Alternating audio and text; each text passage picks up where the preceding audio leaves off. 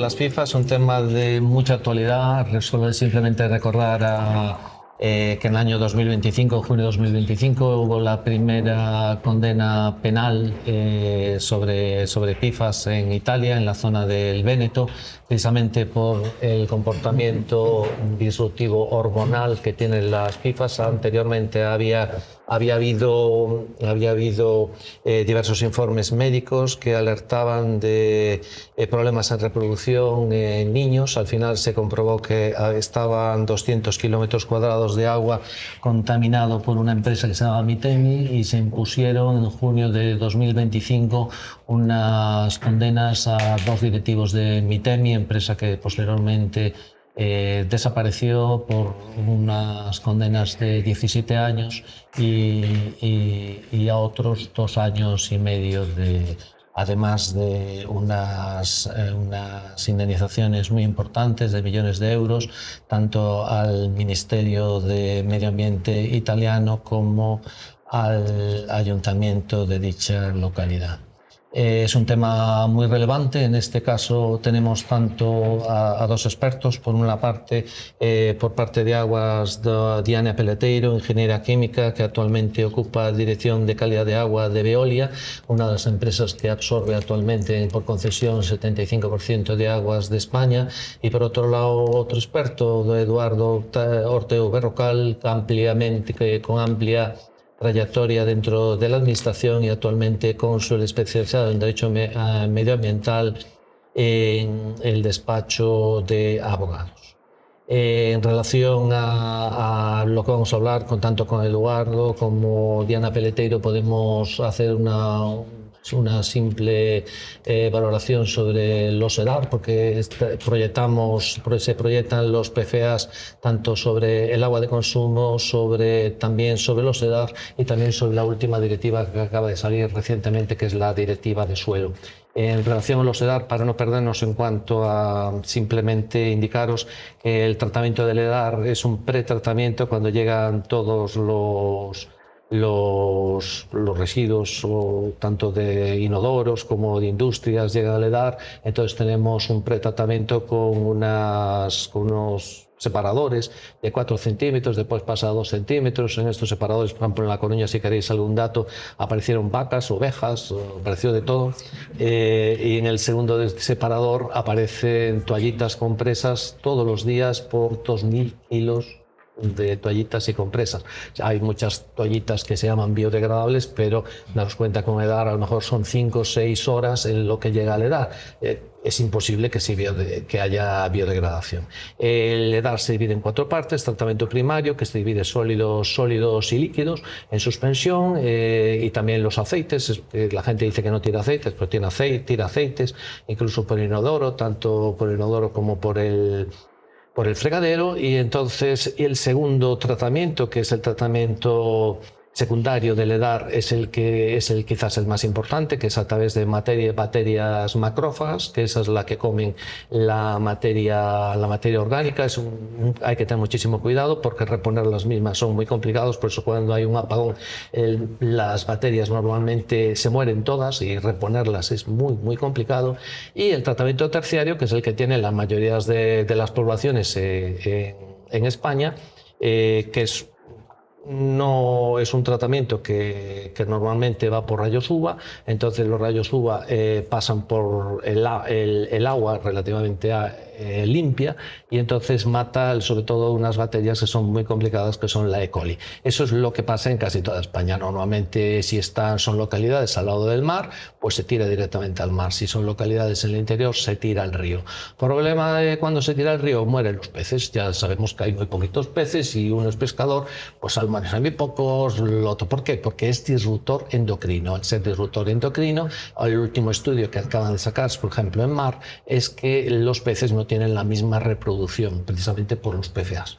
En relación a si ya tenemos un tratamiento, si ya pasamos al tratamiento cuaternario, que es el que nos puede hablar Eduardo posteriormente, entonces ya tenemos un tratamiento, el top, es a través que lo metemos bien por ósmosis inmersa o bien por carbonático. Por ejemplo, en el caso del Véneto, lo que hicieron las compañías de agua es meter al final carbonático, precisamente, que elimina sobre un 80% de PFAS. Y sin más, para no perdernos, eso a efectos genéricos del tratamiento de las estaciones depuradoras de aguas residuales, España es un desastre en el tratamiento, y ahora tenemos una cantidad de dinero que no se está utilizando en fondos europeos de Next Gen, que se puede utilizar para esto, para mejorar todos los tratamientos, y nos viene dentro de poco el cumplimiento de lo mismo, o sea que nos vendrán normalmente sanciones. Y sin más, vamos a traslado a Diana para que nos hable de la calidad de aguas de Veolia, que supongo que será magnífica. Controlada desde antes de la exigencia. Bueno, he visto que en la sesión anterior ya se hablaba brevemente, ¿no?, de lo que eran los PFAS, pero bueno, es una diapositiva en la que así nos centramos en el tema. Los PFAS son las sustancias per y polifluoroalquiladas, o los famosos PFAS, que son un grupo de sustancias químicas presentes en todo lo que tenemos presente en la vida. ¿Cuáles son sus características? Tienen unas propiedades que las hacen únicas, que son repelentes a aceites, agua y polvo. Estas mismas propiedades que las hacen tan útiles para el día a día también hacen que sean muy difíciles de degradar.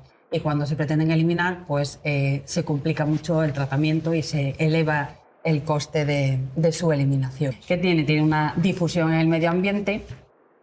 Todas estas propiedades de resistencia química y movilidad lo que provocan es que sean persistentes en el medio ambiente, están en todo lo que os podáis imaginar medioambientalmente hablando, y además se acumulan sobre todo en los suelos, en los sedimentos o en las aguas, tanto las de captación, tanto subterráneas como superficiales. ¿Cuáles son sus rutas básicas de difusión? En el aire, se hace emisión al aire y precipitación, tienen descarga directa a estas aguas superficiales. Se puede producir eliminación incompleta en las EDAs porque no tenemos estos tratamientos cuaternarios que sí que se van a legislar a partir de ahora, y también pueden estar presentes en los biosólidos y en los fangos contaminados, en los lixiviados de las depuradoras. ¿Dónde los encontramos? Como decíamos, en todo. Los tenemos en los alimentos envasados, son los materiales que contienen PFAS, que también se van a legislar a partir de agosto de 2026. Los productos que tenemos domésticos comerciales, pues las telas repelentes de las manchas del agua, por esas propiedades que las hacen tan útiles para el día a día, ¿no? Repelencia al agua y a las manchas. En el teflón, en todos los productos, pues como ceras, pinturas, productos de limpieza, en las espumas para combatir incendios, que también va a tener una normativa propia para eliminar este tipo de espumas por la alta concentración de PFAS que se han detectado una vez se han analizado. En los lugares de trabajo, evidentemente en las plantas de producción o en las industrias en las que se utilizan estos PFAS. En el agua potable, es la matriz en la que más se ha estudiado el caso y es en la matriz en la que de momento más se ha analizado porque es la que está legislada desde hace más tiempo. En cuanto se vaya ampliando el rango de estudio a más matrices, como la de suelos, fangos o aire, se va a empezar a detectar también concentraciones altas de PFAS. Y en los organismos vivos, porque como hablábamos, son acumulatorios, entonces con el paso del tiempo pues, se puede detectar en peces, animales o seres humanos. Se han detectado más de estas 10.000 sustancias individuales, ¿vale? En las tres matrices. Agua es la más estudiada hasta el día de hoy, es en la que tenemos prácticamente relacionado todas las 10.000 sustancias. Cuando se sepa analizarlas bajo acreditaciones ENAC y demás, volveremos a hablar, pero bueno, donde más se han analizado es en el agua, sobre todo en las aguas de captación o en las aguas de desecho industrial. También se han analizado y se han detectado en espumas contra incendios y en estos vertederos. Suelos se detectan en las zonas industriales y en los sitios de desechos porque tienen acumulación en suelos o en biosólidos. Y en el aire por estas emisiones industriales, ¿vale? Y la volatilización de estos productos que pueden contener PFAS. Existen dos proyectos muy interesantes. El que levantó la liebre, por así decirlo, fue el proyecto Forever Pollution Project. Es un proyecto periodístico que tuvo después unas consecuencias 2 años después con el proyecto de Lobbying Project. ¿Qué ocurría con el primero, con el del Pollution Project? Se hizo la dimensión del problema. Aquí, una investigación periodística, se detectaron más de 17.000 lugares dentro de Europa. Bueno, de hecho, aquí se podría ver el enlace al mapa en el que de la imagen que os adjunto es donde se veían toda la ubicación de todas las detecciones de PFAS que se detectaron con esta investigación. Se expusieron más de 17.000 lugares afectados en Europa, identificando 20 plantas químicas productoras y más de 2.100 puntos críticos que representaban riesgos para la salud por la detección de estos PFAS.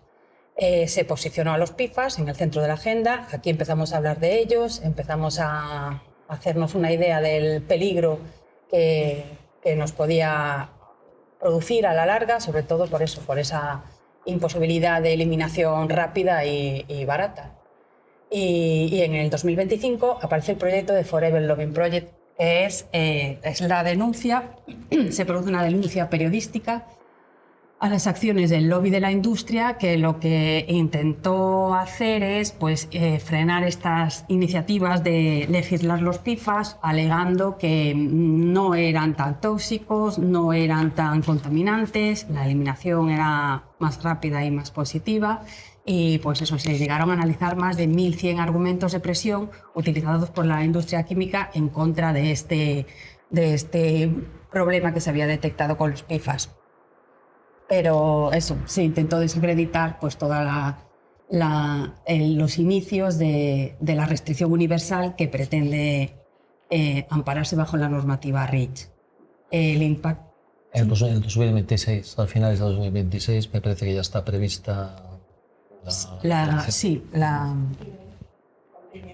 No, la prohibición en bienes de consumo. Ahora os hablo también de esta normativa. Esta investigación, pues todo hay que cogerlo un poco son ideas que se supone, ¿no? Pero se supone que intentar eliminar toda esta contaminación producida por los PFAS podría sumar 2 billones de euros, ¿vale? El intento de eliminar de todas las matrices, de agua, de aire y de residuos, pero bueno, es un número un poco gordo, ¿vale? En 2 billones de euros en 20 años. Y se demostró que no restringir el uso de estos químicos pues, representaría una factura anual mínima de más de 100.000 millones de euros. También lo desgloso ahora un poquito más, que es lo que significa. La legislación la voy a pasar un poco para arriba, pero bueno, estamos en España en plena transición de todas estas normativas europeas, que sí que son las marcadas. Ahora vamos a ver el reglamento europeo, el REACH, que es el que está buscando, sobre todo como comentabas, pues finales de 2026, principios de 2027, se decidirá si la restricción de PFAS es total, el total block que tienen pensado hacer, si va a tener alguna excepción, si va a haber algún lobby industrial que por necesidad, por no tener otras tecnologías aplicables, se puedan acoger a una excepción o qué es lo que va a pasar realmente con todos los puntos industriales que podrían ser sometidos a estas restricciones.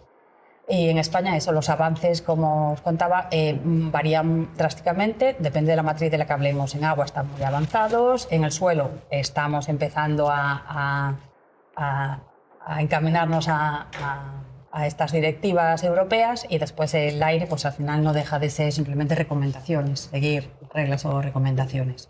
En el agua de consumo sí que se ha trasladado de la directiva marco europea al agua de consumo española. Desde el año 2023 se incluyen los PFAS como control obligatorio y a partir del 2 de enero hay que cumplir con un límite máximo de 0,10 microgramos litro para la suma de 20 PFAS. El año anterior era 0,07 por cada uno de 4 PFAS específicos. En caso de incumplimiento, ahora este Real Decreto desde el 2023 a aplicar con fecha 1 de enero de 2026, cualquier empresa gestora del agua de consumo tiene que cumplir con estos límites sí o sí. Y si no se cumple, pues aplicar las medidas correctoras, que sería iniciar un tratamiento de potabilización específico para la eliminación de PFAS, que se ha visto, bueno, estamos en ello, pero carbón activo, ósmosis inversa y alguna otra tecnología de membranas pueden eliminar de los PFAS del agua. Pero bueno, estas serían técnicas de eliminación de PFAS del agua y llevarlos a otra matriz, por ejemplo, al carbón activo o a las membranas o a la instalación que tú introduzcas en la planta, es donde se van a quedar los PFAS concentrados. No es una técnica de eliminación, es una técnica de concentración para eliminar los PFAS del agua. Las de eliminación de PFAS estaríamos hablando de pues incineración, pero bueno, de esta técnica que yo sepa todavía no, aquí en España no la estamos aplicando. También tenemos normativa legal en las aguas superficiales y subterráneas, porque se ha hecho también una transposición a la directiva europea y bueno, pues eso es relativo a la planificación hidrológica y nos exige también monitorizar estos parámetros en las aguas de captación. Y las aguas residuales urbanas, que ya nos ampliarán el tema, pues con la nueva directiva TARU obliga a eliminar estos microcontaminantes en una fase cuaternaria, que se llama. A nivel suelo no existe en sí un Real Decreto, pero sí que está regulado de forma indirecta. Hablamos que a partir de agosto de 2026 va a estar prohibido la utilización intencionada de PFAS en los envases comerciales en España. Estamos en junio. Eso es abril. Yo no oigo nada. No sé vosotros, pero no oigo nada. Las pizzas siguen poniéndose con PFAS. Es algo que todavía no se Porque ha... el material de las pizzas es precisamente cuando tú pones la pizza encima, claro, no te traspasa, porque tiene PFAS. El papel. Es típico en las paquetas de las pizzas. También existe la ley de residuos y suelos contaminados. Y después un punto especial es para las espumas contra incendios, porque sí que se ha demostrado que hay valores muy altos de PFAS en las captaciones de pozos o de aguas subterráneas o aguas superficiales, en instalaciones cerca de bases militares, de aeropuertos o de centros de bomberos, de entrenamientos militares y de centros de bomberos, en los que se detecta que es por un compuesto que está presente en las espumas contra incendios. Entonces, pues eso también entrará en vigor en octubre de 2026, ¿vale? La restricción total de la utilización de este tipo de espumas contra incendios. Y en el aire es el elemento que de momento es el menor desarrollado en temas de legislación y, claro, es muy difícil técnicamente encontrar laboratorios en los que estén centrándose bien en la técnica de medir estos compuestos. Si ya es difícil en el agua, se ha conseguido para los 20 que nos pide el Real Decreto 3, pues en otras matrices como es el aire, pues eso cada vez es complicado, pero bueno, se va avanzando también en estas detecciones. Y bueno, pues en el agua únicamente nos basamos en las autorizaciones ambientales integradas o en los avances que nos vaya a marcar el reglamento REACH europeo, del que hablaremos ahora. En resumen, ya tenemos desde enero del 26 el Real Decreto de agua potable en el que tenemos que cumplir con 20 PFAS en el agua de consumo.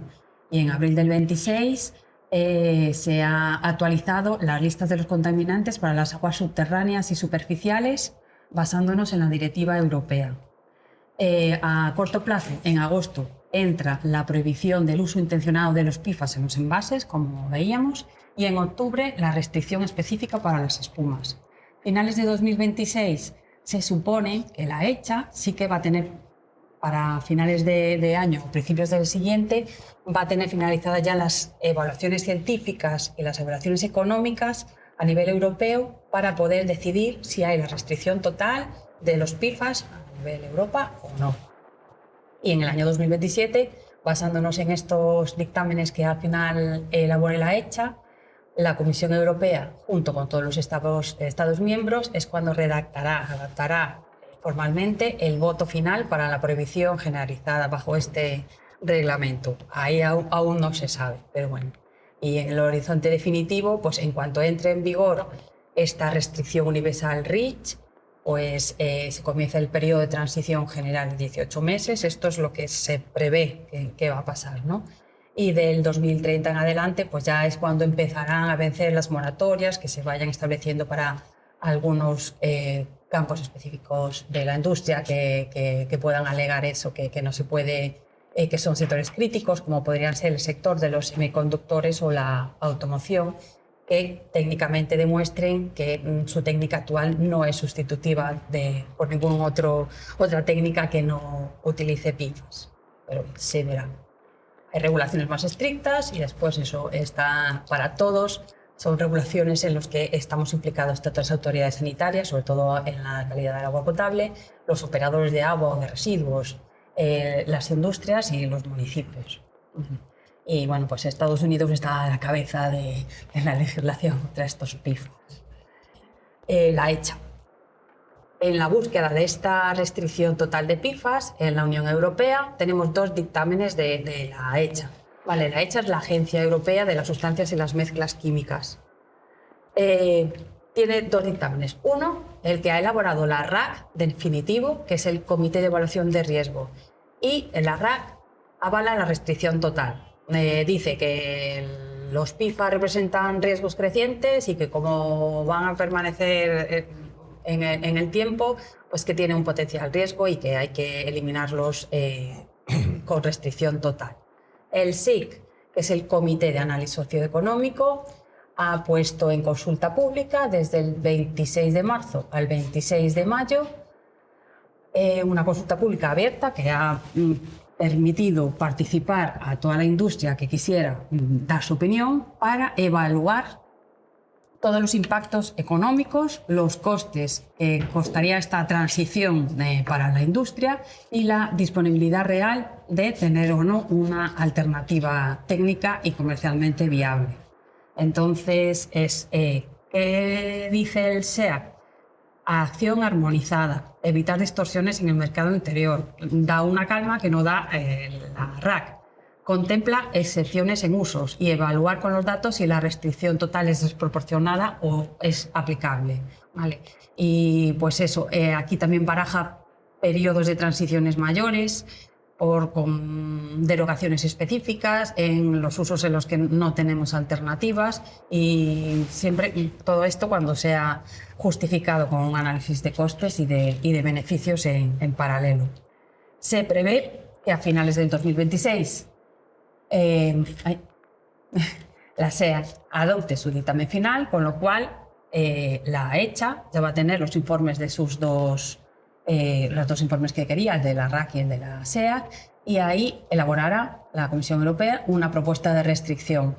Primero va a ser debatida, sometida a votación en el Comité REACH, que está integrado por todos los Estados miembros. Y si esto es a finales de 2026, y se prevé que es a finales de 2026, se formalizará la restricción a partir del 2027, aunque bueno, no se sabe, no son sugerencias para que definitivamente se acaben las excepciones sobre el 2030.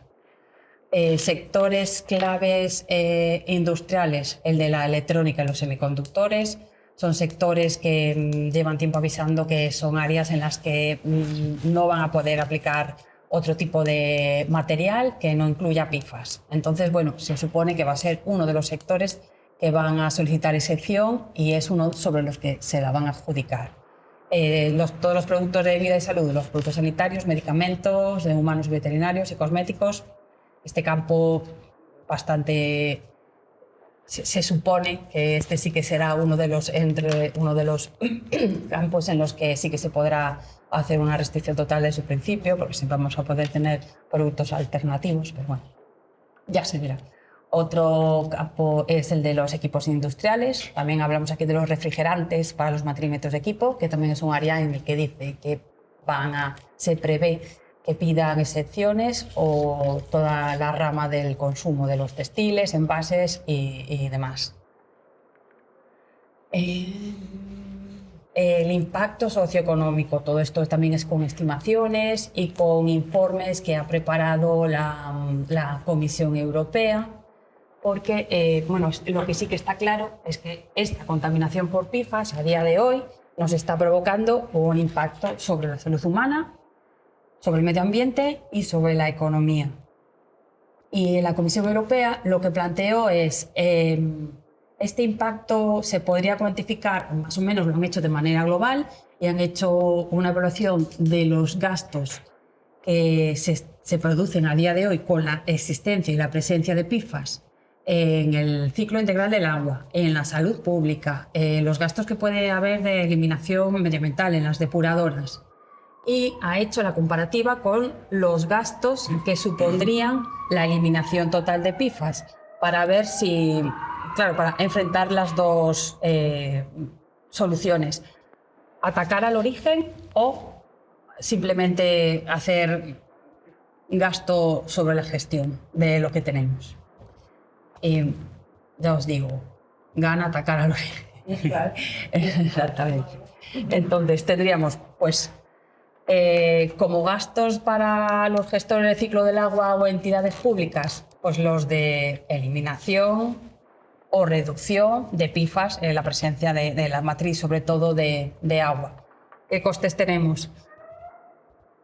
La implantación de estas tecnologías de eliminación, como hablamos de las membranas con ósmosis inversa o el carbón activo, que al final son inversiones. En una planta es asumible, en dos se suma, pero al final en todas las plantas sumadas pues es una inversión millonaria que no estaba contemplada. ¿Qué se suman? Los costes de las nuevas exigencias que podemos encontrar en los contratos públicos. Ahora tienen que incorporar estos criterios medioambientales estrictos en las nuevas, las convocatorias de los concursos, y sí que se ve en todas las licitaciones que, pues eso, que a lo mejor ahora tienes la coletilla de reducción de PFAS, eliminación de PFAS, y es algo que tenemos que empezar a tener en cuenta también en las nuevas licitaciones. También es un gasto derivado de limpiar de estas zonas industriales que estén obsoletas, los polígonos o las áreas que estén afectadas, los suelos o con las espumas contra incendios o con los lodos o el suelo directamente contaminado. También necesita una inversión millonaria para su reducción o eliminación. El estudio de costes de la Comisión Europea lo establece, dice, en un escenario de continuidad, es decir, no eliminación de PFAS, pues sumándolo todo asumen un impacto que podrían ser de 375.000 millones de euros. Los gastos de eliminación de PFAS en un escenario continuista en el agua y demás. En la salud pública hablamos de un escenario que cifra la Comisión Europea unos 360.000 millones de euros, los costes sanitarios derivados de esta teoría continuista de seguir conviviendo con los PFAS.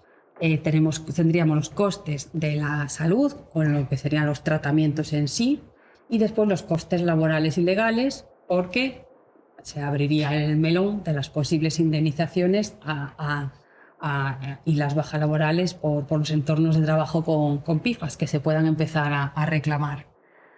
Y en la industria, el estudio de costes de la Comisión todavía se está validando con el SEAC, pero lo estima en 330 millones de euros, lo que sería pues eso, simplemente adaptarse, porque claro, toda la industria tendría que adaptarse a un nuevo proceso, a un nuevo diseño de fabricación, con inversiones en I+D para ver si es viable o no es viable, reformular los productos o cierre si es que no lo hay.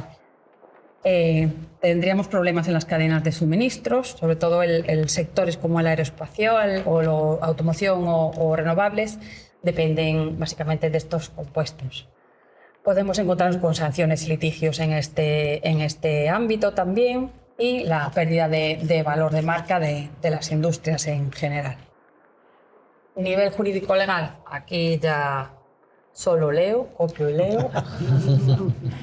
Responsabilidades civiles. Históricamente, las empresas que estén vinculadas al uso de los PFAS pues se pueden enfrentar a estas demandas por responsabilidad civil, daños medioambientales, lo que veíamos antes. También puede haber ya, metemos el pie en la salud laboral con denuncias por trabajar en ambientes con PFAS. Estos son riesgos que las aseguradoras ya están empezando a controlar. Otro posible impacto podría ser en las fusiones y en las adquisiciones, porque ya puede aparecer la obligatoriedad de pasivos por PFAS, bloqueando o devaluando transacciones. Conclusiones: combatir las PFAS en el origen permitiría ahorrar sobre 110.000 millones frente al escenario de continuidad, ¿vale? Siendo un coste de unos 330.000 millones de euros.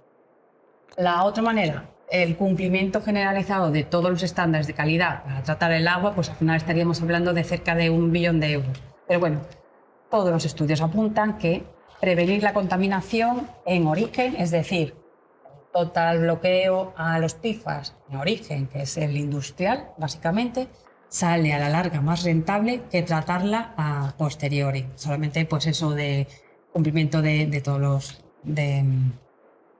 toda la legislación. El coste de tratarlo es exponencialmente superior al de evitar la contaminación.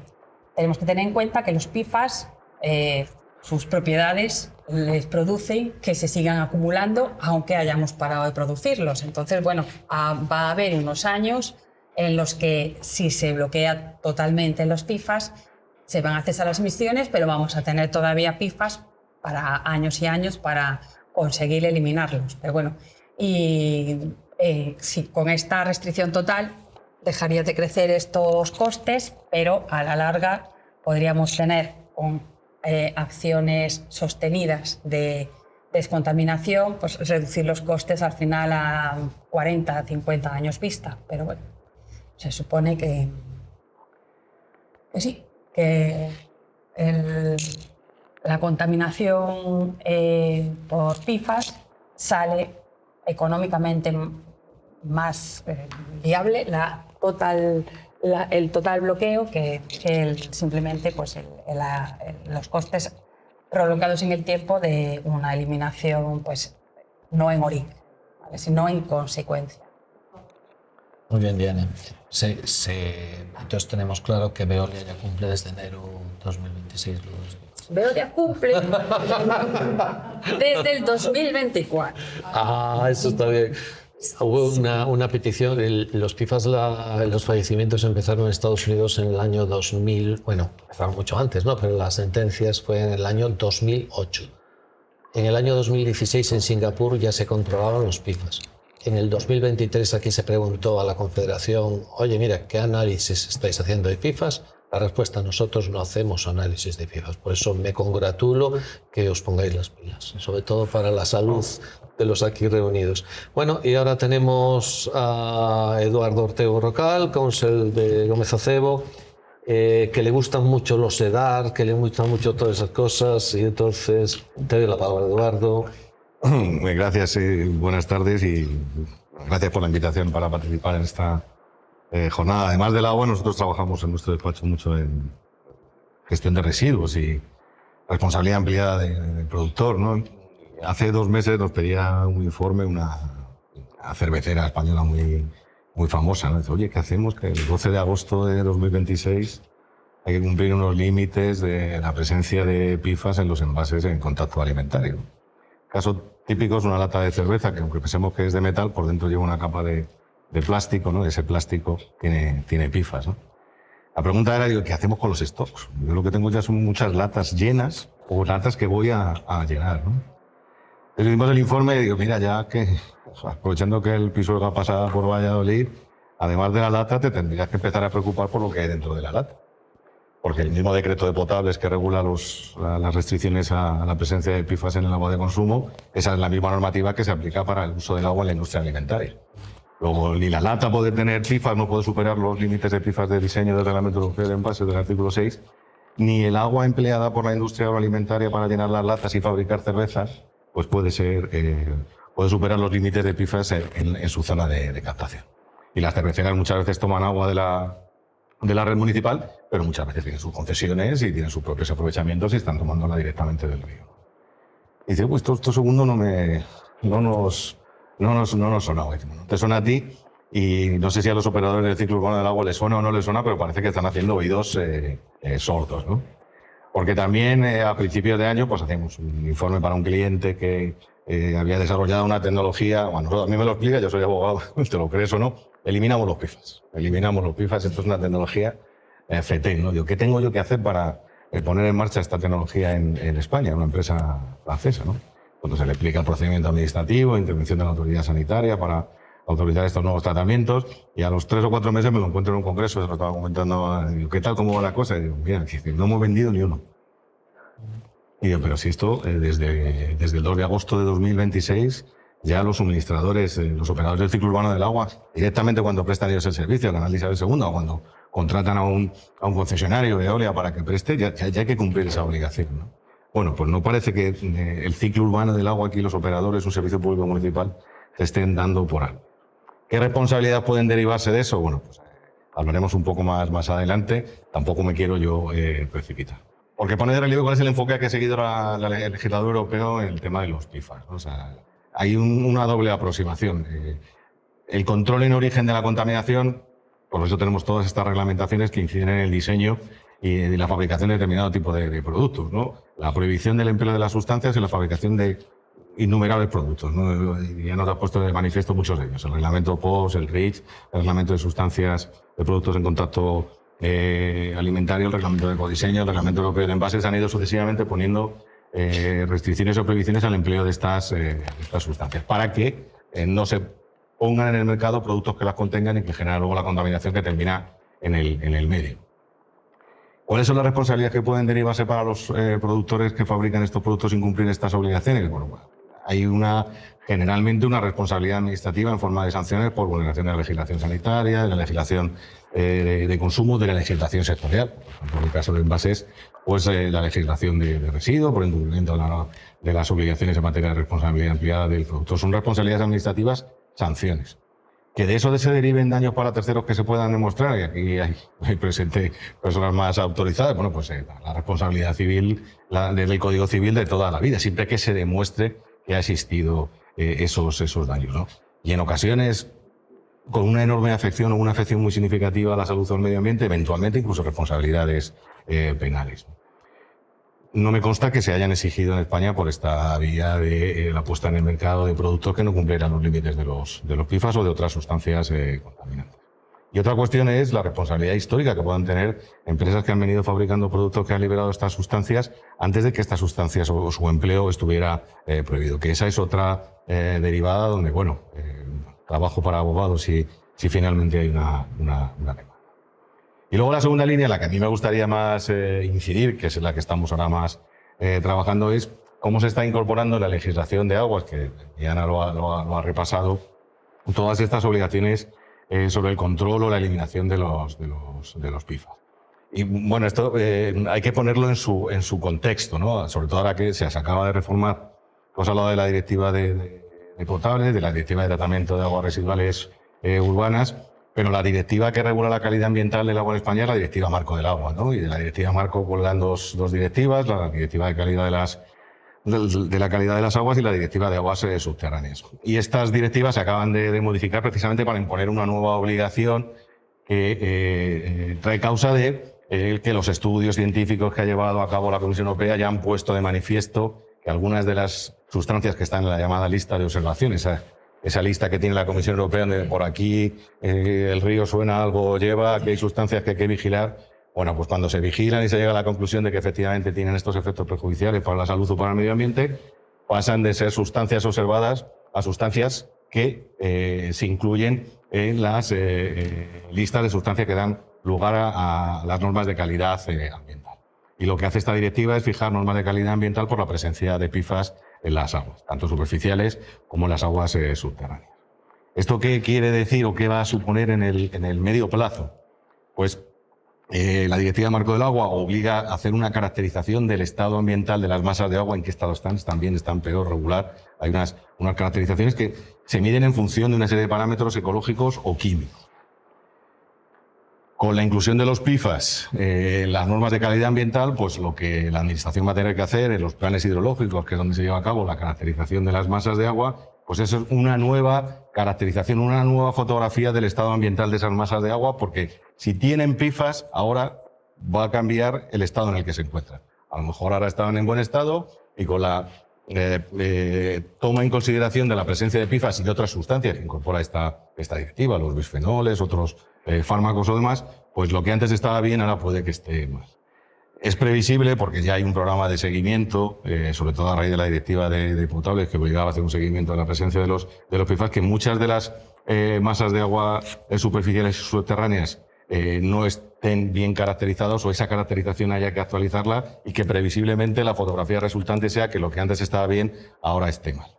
Si es así, ¿cuál es la consecuencia jurídica que se deriva de esta nueva caracterización? Pues que se fijarán unos valores límite de emisión que tendrá que tener en cuenta el organismo de Cuenca cuando establece las autorizaciones de vertido a las industrias o a las ciudades sobre lo que pueden verter al río.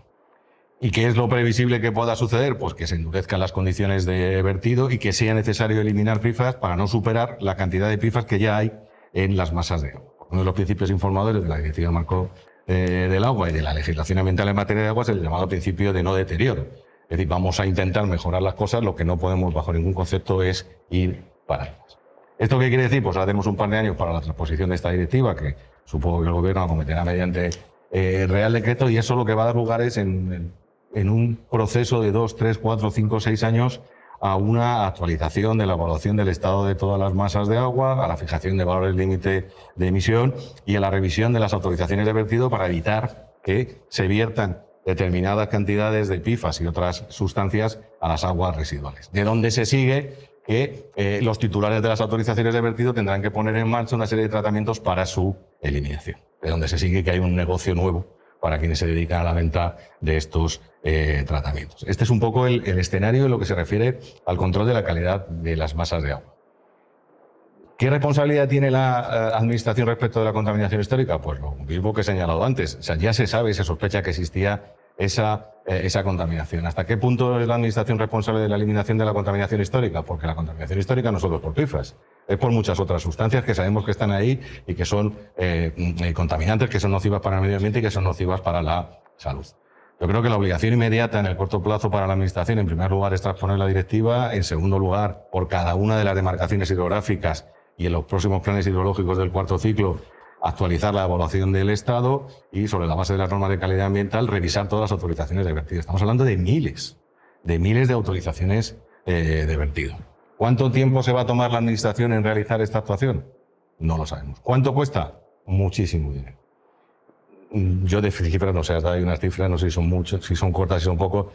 Esto cuesta un pastizal, hasta el punto de que esta propia directiva contempla la posibilidad de que la Comisión ponga en marcha un régimen de responsabilidad ampliada del productor para que los productores, los fabricantes de productos que generan PFAS sean los que financien el coste de los programas de seguimiento, que son los programas que tiene que poner en marcha para la Administración para realizar esa actualización o esa revisión de la evaluación del estado de las masas de agua. Claro, hasta que se ponga todo esto en marcha, pues se van a seguir vertiendo PFAS, sin perjuicio de que los fabricantes que ya tienen o están sujetos a la prohibición del empleo de PFAS en la elaboración de sus productos tengan que cumplir con esas normas sectoriales. Pero esto trasladado a la norma que de manera general regula la calidad de las aguas, que es la Directiva Marco, pues tenemos varios años por delante.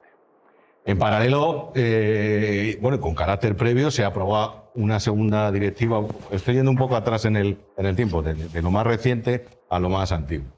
Se ha aprobado la revisión de la Directiva de Tratamiento de Aguas Residuales, que es a la que referías tú anteriormente cuando señalabas el mal estado en el que se encuentra el saneamiento y la depuración en España, porque efectivamente la nueva Directiva de Tratamiento de Aguas Residuales modifica una directiva del año 91-271 del año 91 que España todavía a día de hoy no cumple. Es un poco la primera directiva que regula las obligaciones de saneamiento, el tratamiento de las aguas residuales en España, básicamente a través de tratamientos secundarios. Esta nueva directiva ha puesto los límites y las exigencias de calidad para el tratamiento de las aguas residuales urbanas los ha elevado como si fuéramos en 600 y mañana nos tenemos que comprar todos un Mercedes, un BMW o un Ferrari, ¿no? Hoy vamos en patinete y ahora tenemos que ir todos en avión. Plantea unos retos el solo cumplimiento de esa directiva que son impresionantes y que tienen muy preocupado al sector.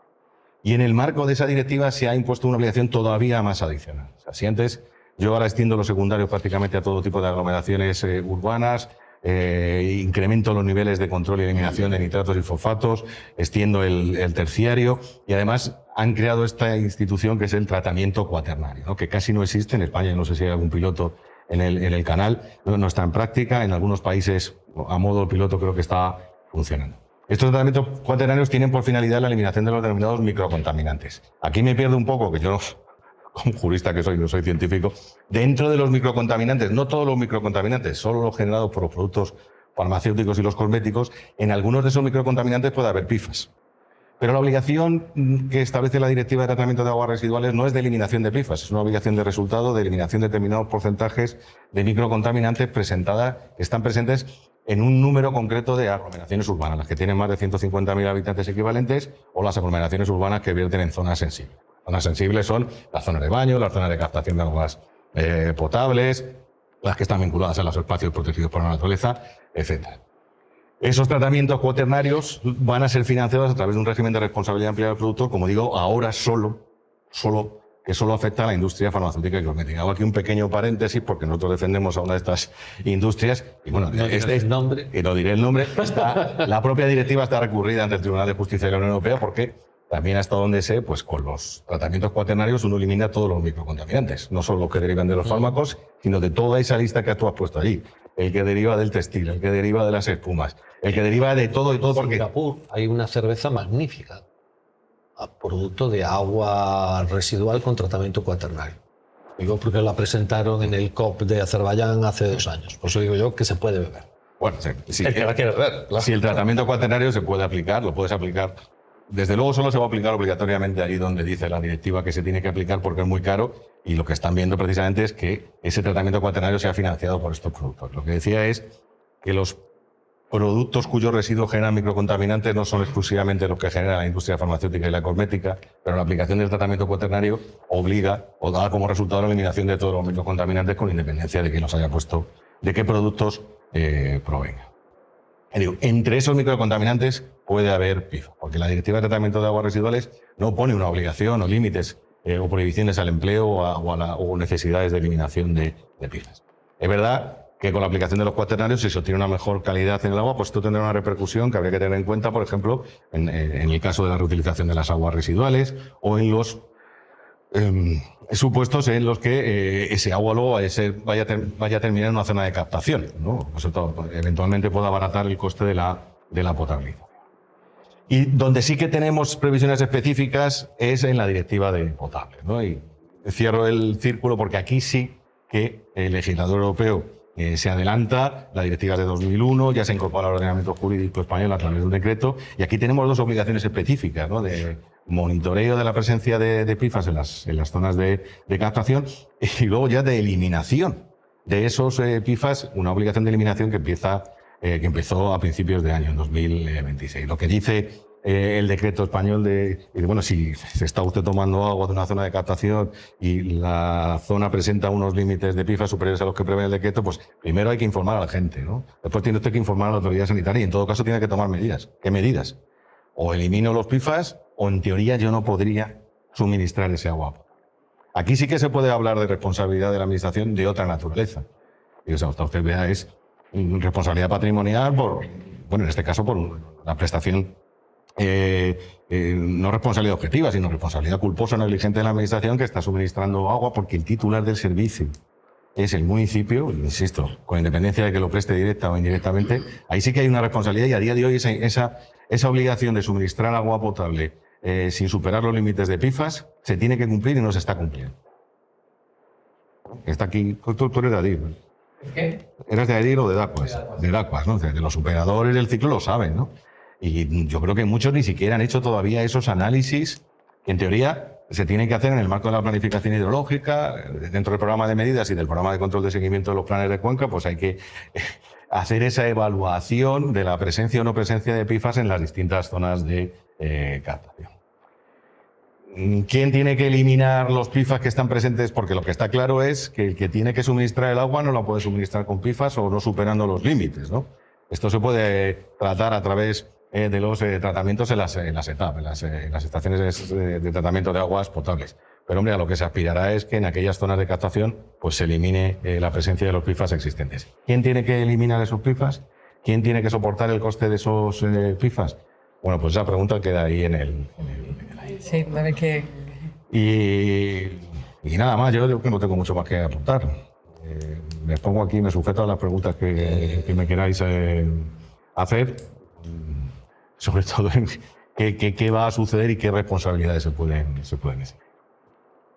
Lo primero lo que suscitaste, porque siguiendo con la fase del EDAR, el tratamiento, el problema que tienen los EDAR es que dejan lodos del EDAR, los lodos de depuradora. Lodos de depuradora. Los lodos de depuradora son muy complicados el manejo, complicadísimo el manejo. Entonces, si tenemos un EDAR pues, ya modernizado, normalmente el lodo de depuradora pasa a planta de biometano dentro del mismo EDAR y además produce hidrógeno verde. No hay problema. Lo que pasa es que los políticos... Te estás saltando alguna etapa, ¿no? El de La Coruña tiene tanto planta de biometano que dejó... Biogás, pero no hidrógeno, ¿no? Biogás, que de hecho de biogás se suministra a una empresa muy conocida de tejidos a cambio de otras cosas, pero bueno. Y después pasa a hidrógeno líquido. Entonces esos lodos se utilizan. El problema que lo tenemos es los demás lodos de todas las depuradoras de España. Los demás lodos de todas las depuradoras de España hay un real decreto muy antiguo, no me acuerdo la fecha, entonces lo que se hace es se tiran, pero no se controla, no se analizan. O sea, el decreto de lodos, o sea, hay un decreto que regula la aplicación de los lodos a la agricultura, que es el que prohíbe destinarlos a la agricultura cuando tiene metales pesados o otros contaminantes. ¿Qué hacemos con esos otros lodos que por tener esas sustancias o les aplicas un tratamiento que cuesta un ojo de la cara o lo mandas a verter? En Estados Unidos, pues continuando esto, hay actualmente un litigio iniciado en el 2024 por una empresa, por unos granjeros. De hecho, el litigio se titula Farmers versus Sinagro Incorporation, porque Sinagro es una empresa que trataba lodos de 1000 plantas depuradoras, 1000. El litigio aún está en curso porque el juez pidió una extensión, es muy complicado porque tiene muchos informes, ya sabéis que allí funciona lo del gatekeeper, entonces el juez tiene que escuchar las evidencias para ver si admite o no admite que siga adelante el litigio. Entonces pregunta Eduardo, ¿qué hacemos con esos lodos? Porque lo que tiene razón antes Diana es que yo visto una cosa, visto otra, la única solución tenemos en quemarlos. Pero para quemarlos necesitamos tener una planta como Dinamarca, que como tiene en Copenhague, la de quemaplásticos, que tengan una cantidad de filtrados de humos y de todo, que eso no existe en toda España. Entonces, claro, ¿qué hacemos? ¿Qué hacemos o qué estamos haciendo? No, ¿qué hacemos con esos lobos? ¿Qué opinas? Bueno, para evitar responsabilidad, claro. La diferencia de las aguas residuales que van por el río son un elemento integrante del dominio público hidráulico. Entonces, como tal, está sujeto a la legislación de aguas y no está sujeto a la ley de residuos. Por el contrario, los lodos de las depuradoras sí que son residuos a los efectos de la ley de residuos y se deben de gestionar como residuos. Si tiene sustancias contaminantes, muy contaminantes, lo que tenemos son residuos peligrosos. Entonces se tiene que gestionar primero por un gestor autorizado y además por un gestor autorizado para gestionar residuos peligrosos. Como no se pueden dedicar a la agricultura, la otra posibilidad es la valorización con el secado térmico para la producción de energía, pero no sabemos si consume más energía de la que se obtiene. Lo que sucede al final, se supone que habría que hacerles un tratamiento para la eliminación de esas sustancias, que eso no se está haciendo y lo que terminan es en vertedero. Si el vertedero está medianamente bien sellado, pues no habrá fugas y ahí se queda. En balsa de vertedero. Pero un problema porque luego los lodos generan unos lixiviados que también hay que tratarlos. Esto no está muy bien resuelto. Esa es la realidad. Diana. Sí, no, y finalmente todo acaba en el agua. Una pregunta, Diana, que yo creo que ya te la hice anteriormente. ¿Tú qué opinas de la posición activa? Bueno, hace poco tiempo tuve otra sentencia precisamente en la sala donde yo estoy, que nosotros lo que decidimos era una planta, era lo que se ocurría, es una evaluación de impacto ambiental de una planta que era de tratamiento de aceites, ¿no? Y entonces lo que planteaba el organismo autonómico es si podía efectivamente los ayuntamientos limítrofes, pues decían que la planta podía perjudicar a las playas, ¿no? que si podían recurrir esa decisión.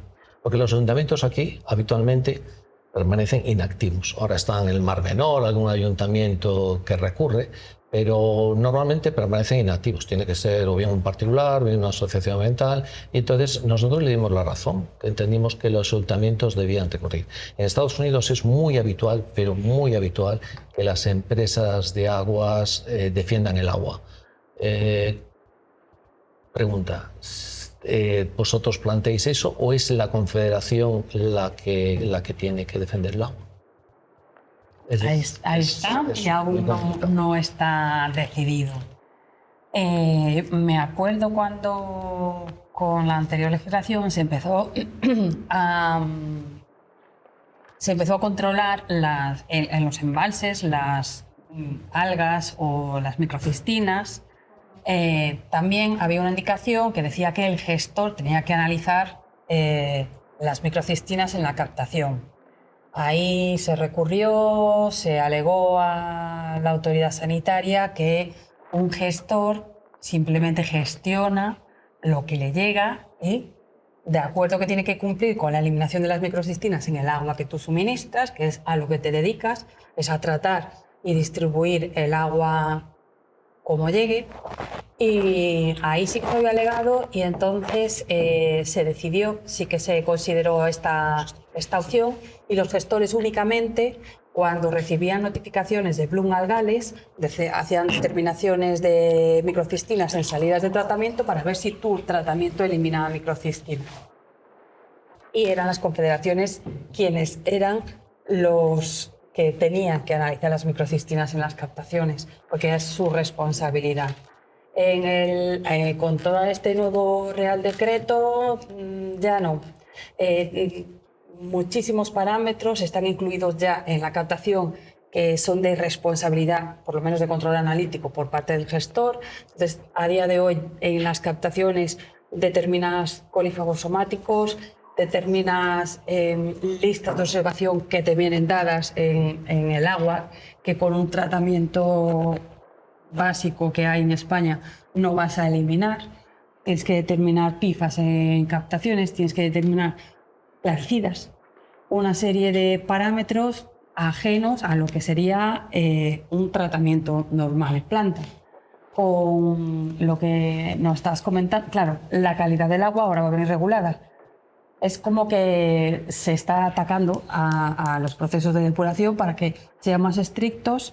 Y esto va a beneficiar a las plantas de tratamiento de agua potable porque van a recibir esa pelota, parece que va a salir del tejado de los tratamientos de agua potable con las restricciones que vamos a tener con la nueva directiva TARUDE en las residuales, teniendo en cuenta que estas contaminaciones de microcontaminantes o de PFAS no solo van a tener el origen en el agua residual urbana que llegue a las aguas superficiales o subterráneas. Entonces, parece que los tratamientos de agua potable van a salir de la ecuación en algún momento cuando todo el mundo tenga que asumir también estos cumplimientos de microcontaminantes, PFAS, o cuando esta legislación sobre PFAS empiece a aplicarse a algo más que no sea el agua potable. Entonces, a día de hoy es un vacío en el resto de matrices. No tenemos otras matrices evaluadas, la única que está evaluada es la del agua,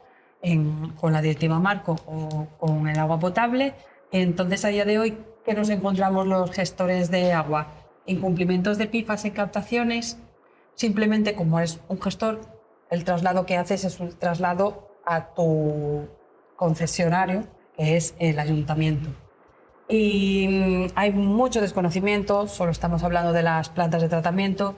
Cuando esto derive también a las depuradores de agua residual, cuando tengan que aplicar tratamientos a los lodos de incineraciones costosísimas o tratamientos más costosos también, incluso en el agua potable, si llegan a restringirse más con estas ósmosis inversas o cualquier otro tipo de tratamiento más caro, ahí creo que empezará sobre todo la concienciación y empezará el reparto de quién tiene la culpa.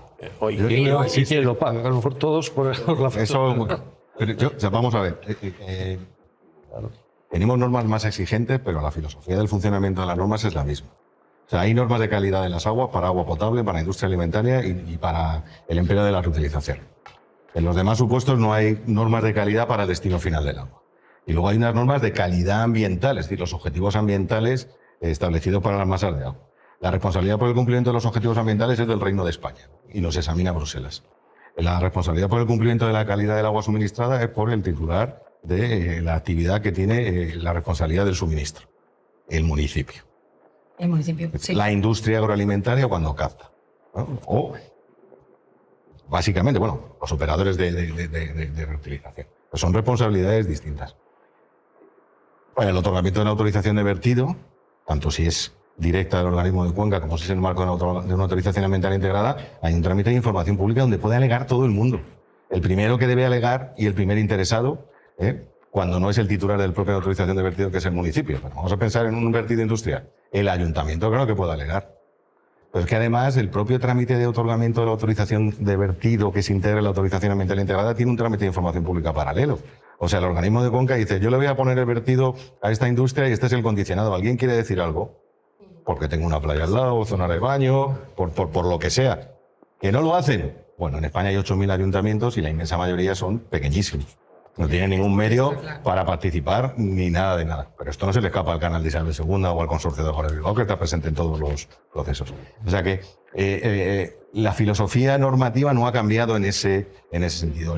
Precisamente en el ámbito medioambiental, por aplicación de la legislación europea, no hay un sector donde la participación pública, y con la ley de Arbus, sea más intensa que en el ámbito de la legislación ambiental. O sea, el que no participa porque no quiere.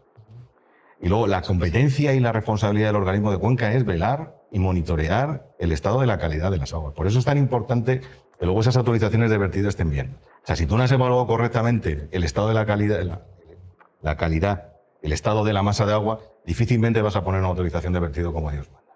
Después hay que controlar la autorización de vertido, que es otra historia, ¿no? Pero vamos, no sé, yo creo que aquí todos los años hacemos 50, 60 expedientes sancionadores por incumplimiento de la autorización de vertido, donde siempre se aviene el industrial a pagar. Resulta más barato que poner en marcha el tratamiento que debería hacer. No conozco yo ningún supuesto donde hayan parado la industria, que es otra derivada. Pero si los ayuntamientos no intervienen, es porque o no han querido o no han podido. O si no han podido por falta de medios, no porque no tuvieran habilitado el trámite administrativo para ello.